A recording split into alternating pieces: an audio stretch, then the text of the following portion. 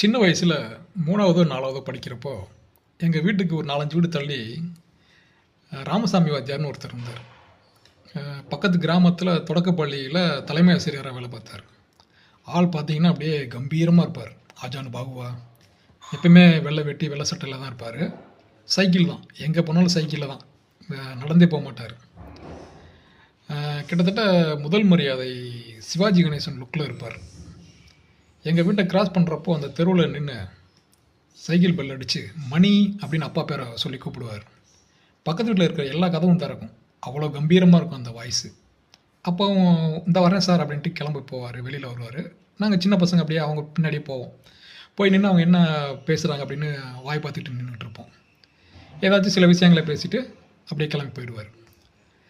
ஒரு தடவை அவருக்கு அப்போது முதலமைச்சராக இருந்த திரு எம்ஜிஆர் அவர்களை சந்திக்கிற வாய்ப்பு கிடைச்சது போல். சென்னை தலைமைச் செயலகத்தை சந்திச்சுட்டு வந்திருக்கிறார் எங்கள் ஊருக்கு.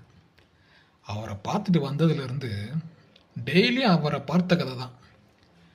மணி, போயிருந்தேன் மணி, சென்னைக்கு போயிருந்தேன், தலைமைச் செயலகத்தில் உட்காந்துருந்தோம், பெஞ்சில் உட்காந்துருந்தேன், காஃபி கொடுத்தாங்க, திடீர்னு கதவை திறந்துச்சு.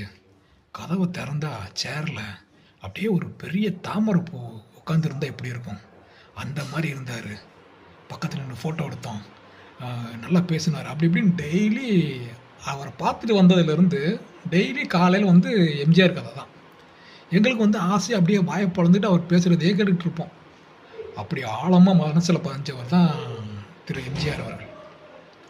அதுக்கப்புறம் 8வது படிக்கிற வரைக்கும் எங்களுக்கு சாப்பாடு மத்தியான சாப்பாடு எம்ஜிஆர் சாப்பாடு தான். அதை சத்துணவுன்னு கூட சொல்ல மாட்டோம், எம்ஜிஆர் சாப்பாடு தான் சொல்லுவோம். அந்த காலத்தில் அம்மாக்கள்லாம் பசங்களுக்கு மஞ்சப்பையில் புத்தக நோட்டு வச்சு விட்றாங்களோ இல்லையோ தட்டை வச்சு விடுவாங்க. அதே மாதிரி ஸ்கூலுக்கு கிளம்புறோம் அப்படின்னா தட்டை எடுத்துக்கிட்டியான்னு தான் கேட்பாங்க, ஸ்கூல் கிளம்பியான்னு கூட கேட்க மாட்டாங்க. அந்த அளவுக்கு வாழ்க்கையில் ஒன்றி போனது அந்த எம்ஜிஆர் சாப்பாடு. அவ்வளோலாம் ஸ்பெஷலாலாம் இருக்காது. ஒரு முள்ளங்கி சாம்பார் இல்லைன்னா கத்திரிக்காய் சாம்பார், அந்த ரேஷன் அரிசி மட்டை அரிசின்னு சொல்லுவோம்ல அதுதான். இருந்தாலும் அந்த 12 மணிக்கு அதை வரிசையில் போய் நின்று வாங்கி சாப்பிட்றப்போ அவ்வளோ தேனாமிரதமாக இருக்கும். ஒரு நாள் திடீர்னு காலையில் 5 மணிக்கு கதவு தட்டினார். யாரா இந்த நேரத்தில் கதவை தட்டுறா அப்படின்னு திறந்து பார்த்தா ராமசாமி வாத்தியார். மணி, தலைவர் இறந்துட்டாருப்பா அப்படின்னாரு. அவர் அன்னைக்கு இருந்த சோகத்தை நாங்கள் வாழ்க்கையில் என்றைக்குமே பார்த்ததே கிடையாது. அப்படியே கண்ணம்லாம் அழுதுருப்பார் போல், அப்படியே கண்ணம்லாம் வீங்கி போய் கதவை தட்டி சொல்லிட்டு போனார். எதுக்கு இதை சொல்கிறேன் அப்படின்னா, இருந்தாலும் மறைந்தாலும் பேர் சொல்ல வேண்டும், இவர் போல யார் என்று ஊர் சொல்ல வேண்டும். இன்னும் சொல்லிக்கிட்டு தானே இருக்கோம்.